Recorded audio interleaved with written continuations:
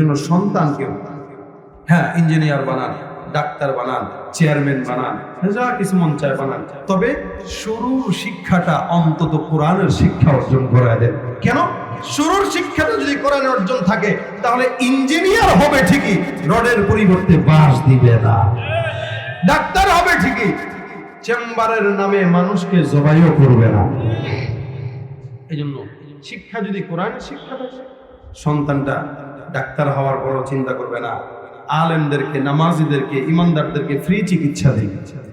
আমার এক বন্ধু ডাক্তার আছে, আলহামদুলিল্লাহ, মোটামুটি সে দিনদার মানুষ, চরমনায় যায়, আল্লাহ ওয়ালাদের সঙ্গে সোহবত রাখে। এই লোকটারে দেখি মাঝে মাঝে চেম্বারে গেলে দেখি যত মাদ্রাসার ছাত্র আছে ফ্রি ভিজিট, ফ্রি। কোনো নামাজি বান্দা আসে, মুরব্বী আসে, গরিব আসে, ফ্রি। আমি কে তাহলে বরকত হয় কেমনে? ভাই প্রত্যেক দিন মিনিমাম যদি এদের থেকে টাকা নিই তাহলে এখান থেকে 20-30 হাজার টাকা কামাইতে পারি, কিন্তু ফ্রি দিয়ে দিই, এতে আল্লাহ পাক এত বরকত দিছে, যেগুলা গলা কাটে এরাও এত বরকত পায় না। তার মানে বোঝা গেল মানুষ ডাক্তার হইলেও মানুষ হয় না, ইঞ্জিনিয়ার হইলেও মানুষ হয় না। যাদের দিলে কোরআন সুন্নাহর জ্ঞান থাকে ওরা আল্লাহর রহমতে ইঞ্জিনিয়ার হওয়ার পরেও দামি হয়ে যায়, ডাক্তার হওয়ার পরেও দামি হয়ে যায়। তো আমরা আমাদের সন্তানদেরকে দামি বানাইতে চাই, মানুষ বানাইতে চাই, গরু ছাগল বানাইতে চাই না, বানরও বানাইতে চাই না, ঠিক কিনা বলেন? এই জন্য সন্তানদেরকে অন্তত দ্বীনি শিক্ষায় পরিচালনা করে, তাহলে ওই সন্তান আপনার নাজাতের উসিলা হবে। সম্পদকে দ্বীনের রাস্তায় খরচ করা শিখেন, ওই সম্পদ আপনার জন্য আল্লাহর কাছে সাক্ষী দান করবে।